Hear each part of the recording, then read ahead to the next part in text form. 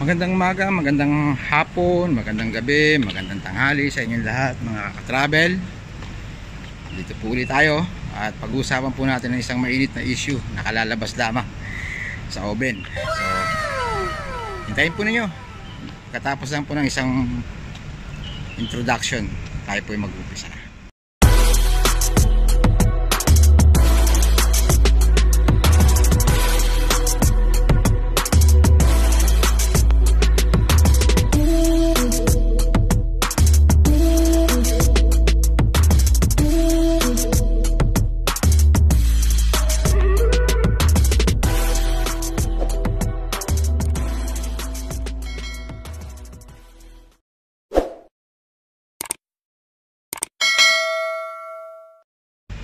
Ayan mga ka-travel, alam niyo po ba yung issue ngayon na lumalabas po sa mundo ng politika, na ang ating pinakamamahal na si BBM ay makakatandem na po ang pinakamamahal din po ng lahat na si Inday Sara. So ang agila at ang tigre o ang leon ay magsasama na. Ako po, iyakan na naman po mga dilawan nito. Mangyayari na po yung dapat mangyari at magaganap na yung dapat maganap. Ito na po yung pinakahihintay ng marami. Ito na po yung pinakahihintay na tambalan. Sabi nga, ito po yung tandem of the century, tandem of the lifetime. Andito po tayo sa sasakyan po ng aming company. Po ay nagsasalmisa. Ngunit pag-usapan po natin ang pagtatandem po ni BBM at ni Sara. Sabi ko nga po noon, nung bago pa magkaroon ng filing ng COC, ay sabi ko sa aking mga kakilala, kaibigan, na ang pinaka-the best na magiging magtandem sa lahat ng tatakbo ay yung BBM Sara Duterte. Tapos kung magkakaroon pa ng pagkakataon at siyempre tatakbong congressman pa rin yung kapatid ni Sara at magiging Speaker of the House, hindi po nakakatakot, hindi po mahirap isipin yun, maaring mangyari. At mangyari po na naisip ko rin po noon na baka tumakbong senador ang ating mahal na presidenteng Digong. At kung mangyari man po yun, di para na akong soothsayer, para na akong manghula. Oo. Pero sabi ko nga, pinakamatinding tandem po ang BBM Sara Duterte. Yan, bakit po? Bakit pinakamatindi?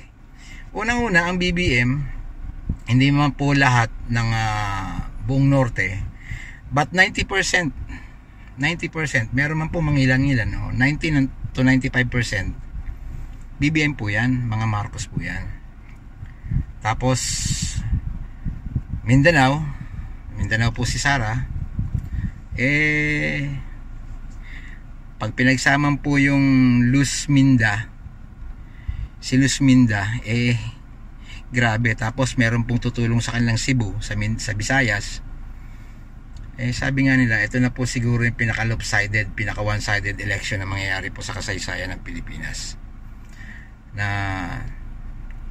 ano man ang gawin ng kalaban, magsama-sama man po silang lahat, yung kalaban, si Lenny, si Isko, si Manny, si Ping. I did not consider Bato as a rival, because eventually part ng aking naisip noon nung punto tumakbo si Bato, ano lang po ito, parang masabi lang na meron pong nagrepresent ng ruling party ng bansa, yung nga po yung PDP Laban.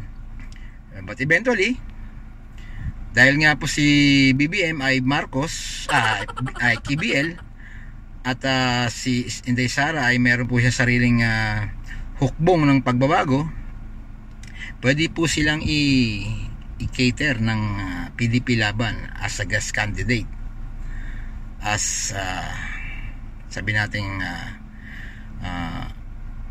primary candidate po nila in lieu of Bato de la Rosa. Pero yung tungkol naman po kay Senator Bato de la Rosa, all salute po ako doon dahil he's such a gentleman na alam po naman niya, alam niya na wala po siyang ipapanalo, although na nasa ruling party po siya ng PDP, hindi naman po lahat ng ganun. Kailangan pa rin po yung karisma ng isang tao. Kagaya kung paano natalo ang Dilawan nung panahon po ng eleksyon sa presidential ni Pangulong Duterte, ay ilang paso po niyang kalaban dahil po sa kanyang karisma, dahil po sa kanyang yung clamor po ng tao. At alam po ni Senator Bato de la Rosa yan na no much po siya kay BBM in respect po, hindi naman po sa pagano, pero maliban po kay Senator Bato de la Rosa, wala po ako nakikitang ibang capable na maging presidente besides sa BBM. But then again, nagpapasalamat po ako at yung isa po sa aking pangarap na maging magtandem, ako po ay nandito sa Qatar at gumagawa po ako ng mga surveys sa aking mga previous vlogs. At mostly may mga natatanong po ako kung sino pong gusto nyo ibotong presidente. Meron po nagsasabing Duterte kasi nga mahal po nila alam po nila si Sara, pero sabi nga po nila dahil wala si Sara, BBM na lang. Yung iba naman magbabato sila, Bato de la Rosa, dahil nga Duterte ang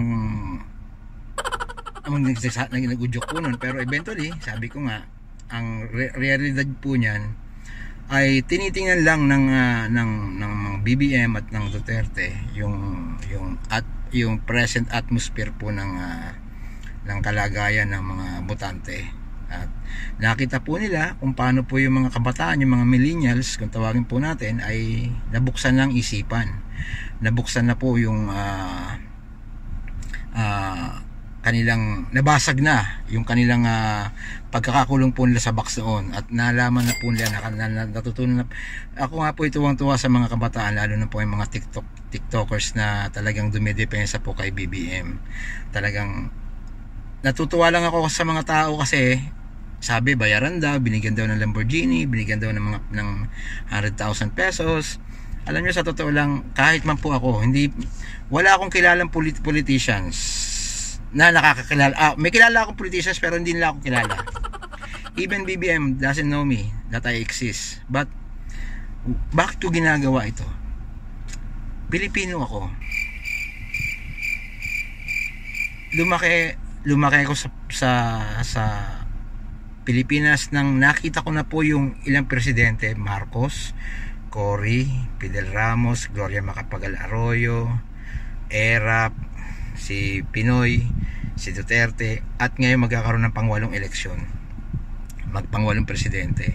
Hindi nyo po nitatanong, 51 na po ako, kaya alam po natin po na may nangyayari po noon sa panahon ng EDSA, before EDSA and after EDSA, ano pong katatayuan ng Pilipinas, and right then and there, yung mga sumunod pong kung paano ang Pilipinas ay niyurakan, inalipusta at bumagsak sa lusak.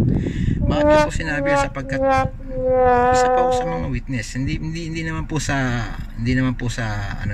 kailangan naman po kasi natin hindi naman po yung maging sobrang makapolitiko, pero maging Pilipino lang as per se.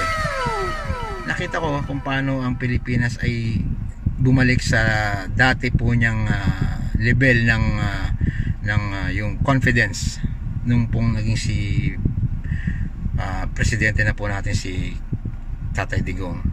At alam ko po, pagkatapos po ni Tatay Digong ay it's about time na may balik na po si BBM. Yung pong nangyari kay BBM, yung pong pagkadaya po niya sa Vice President is not a matter of coincidence, but it is a predestined. It has been a destiny. Bakit?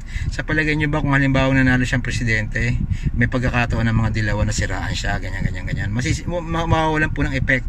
So, sinabi kong predestined, it's a destiny or whatever, para mas ipakita ng Dilawan from their own perspective, from their own machinery, from their own ways, ipapakilala nila kung sino si BBM.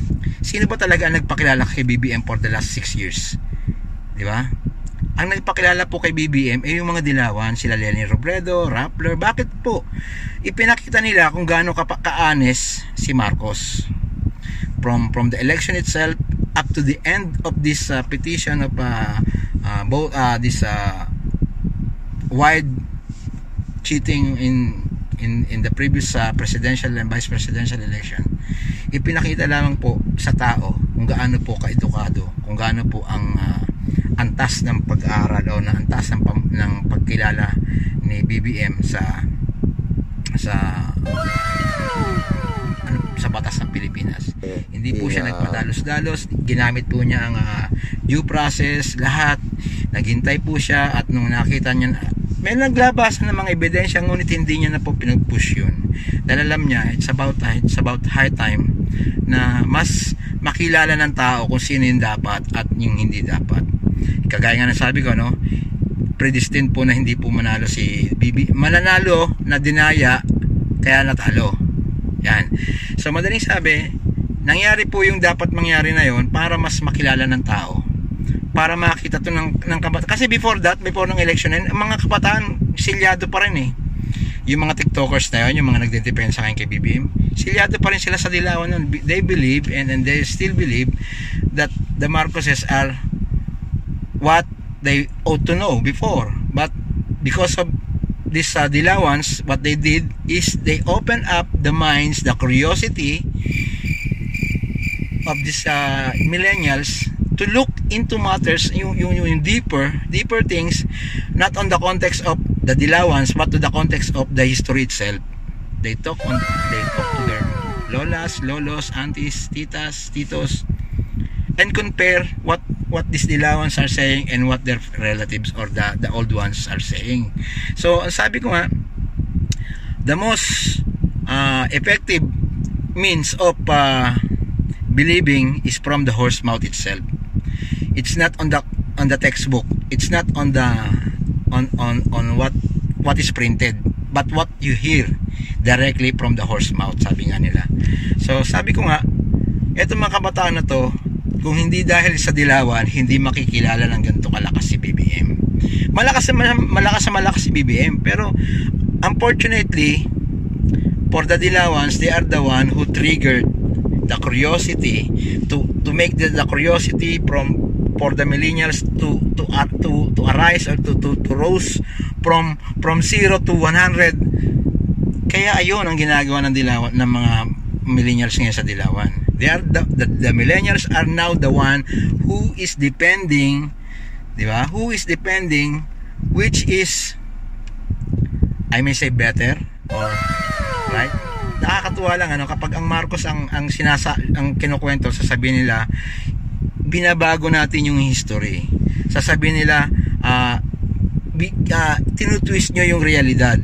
But the point is, hindi naman sila BBM ang nagsabi po nun. Yung mga kabataan na mismo na may umaamin pa na dati po silang mga dilawan. Di ba?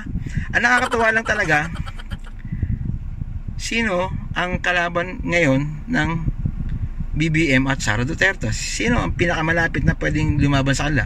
I doubt itong Isko Dr.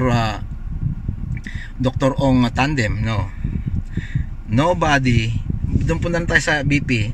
From all the vice presidents, ang pinakamalapit lang na pwedeng lumabang kay BP Lenny, kay BP Sara, kung magkakataon, no, in fair and honest election, alam nyo kung sino? Si Walang nalaban kay Sara. Tingnan nyo,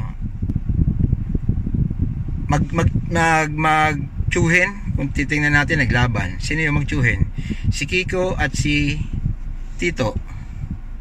Si Kiko at si Tito, magtsuhin yan eh. Pamangkin ni Tito si Sharon eh. O, di ba? Ang sakit po nun para kay Sharon. Sino iboboto niya? Yung Tito niya, asawa niya. Siyempre, asawa. Pero paano naman si Tito Sen? Di ba? Parang hirap po nun, di ba? So, dun pala sa dalawa na yon, hindi nila kayang punto por punto yung asan bang baluarte ni Tito Sen? Itbulaga? I doubt. Si Kiko, asan ang baluarte ni Kiko? Against nga siya nung sa pagbigay ng ayuda dati. Saan siya kukuha ng baluarte? I doubt. Sara Duterte, buong Mindanao. And even the help of Visayan region, di ba? Yung Cebu, which is the most populated city in the Philippines. Saan pa kukuha ng boto? Because of being tandem with BBM, syempre sa norte. Ano man yung endorso ni BBM, syempre yun ang iayakapin ng mga Ilocano. And I myself is a true-blooded Ilocano, pure-blooded Ilocano po ako, which my mother came from Pangasinan and Ilocos. My father was Abra and Baguio. So I'm a pure-blooded Ilocano. Not only that pure-blooded Ilocano, kaya ako nagustuhan si BBM, it's that I have an open mind to look which and nakita ko nga maganda naman ang pamalakad ni Marcos during his time, until such time na napalitan siya, napalitan yung pumalit sa kanya, ganyan at dumating po tayo ngayon. Siyempre hindi mo isusugal ang kinabukasan ng pamilya mo.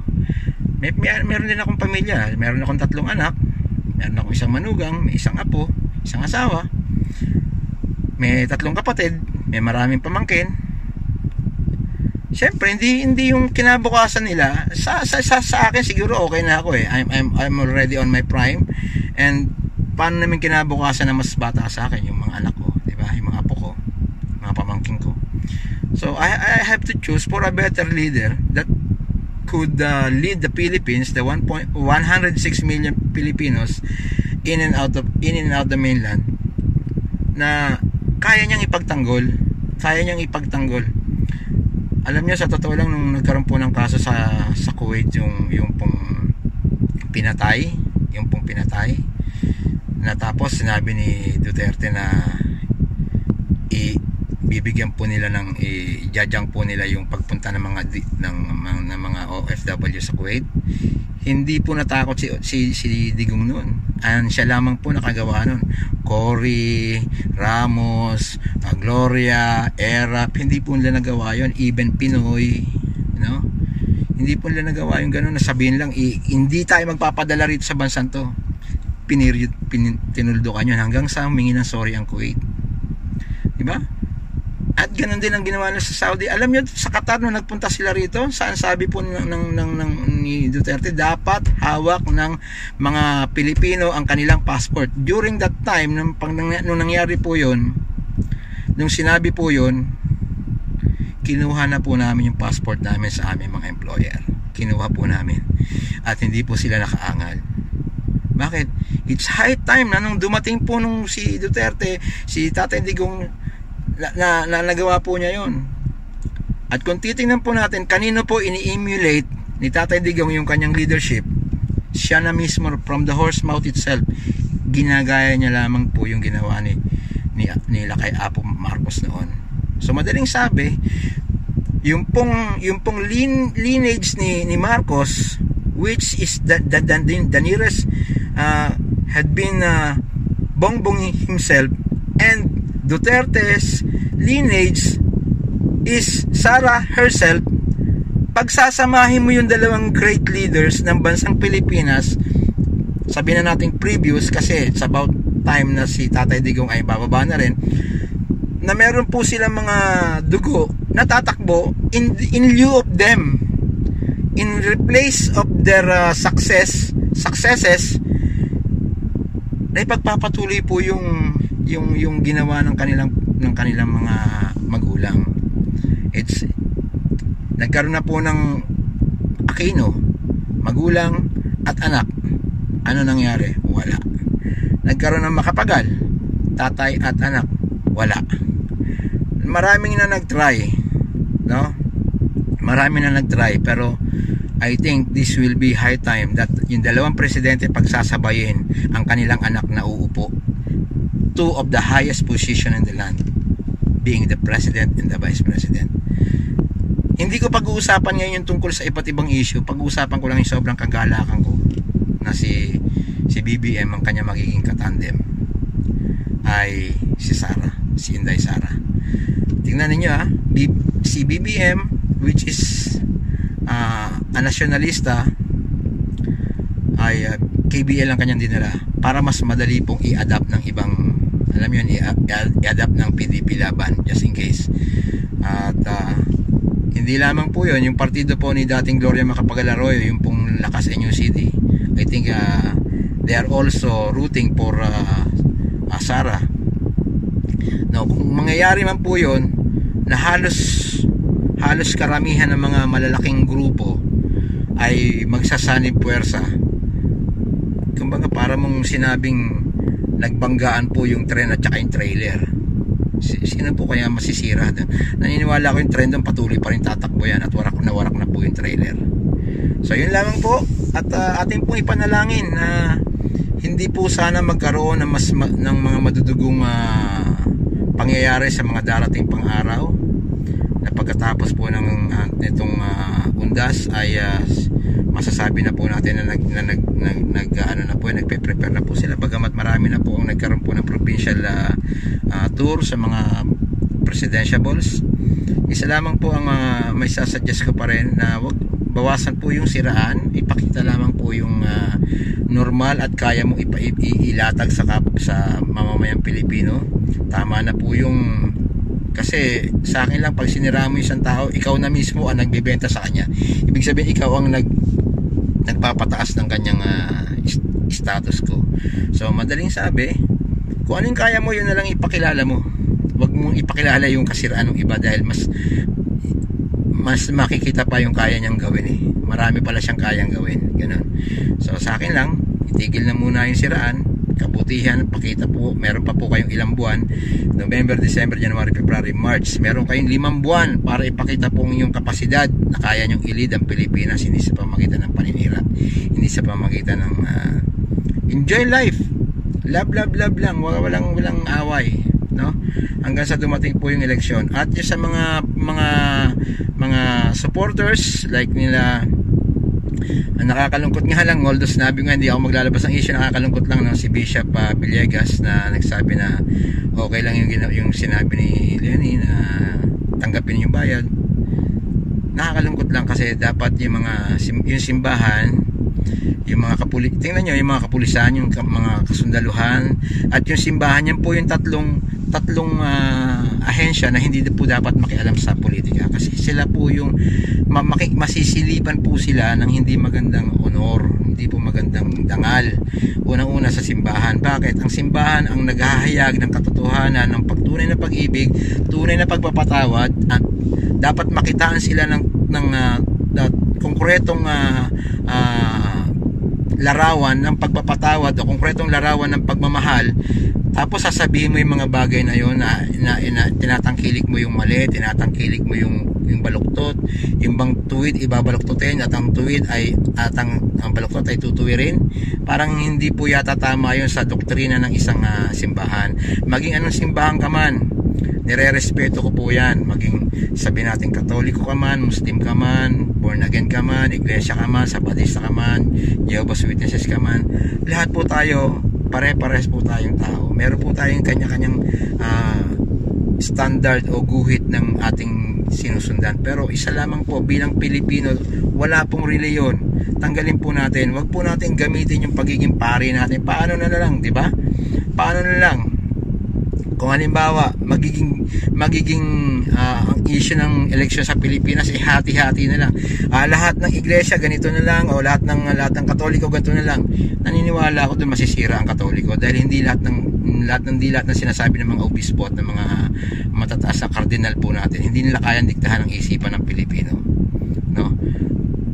Nakakalungkot lang talaga na dapat hindi po makialam. Kahit ang mga kapulisan, hindi po sila, kahit sila po ay under po sila ng chief of staff ng presidente po ng Pilipinas, hindi po sila pumapayag na magamit sa mga bias na gawain po, kagaya na po ng eleksyon.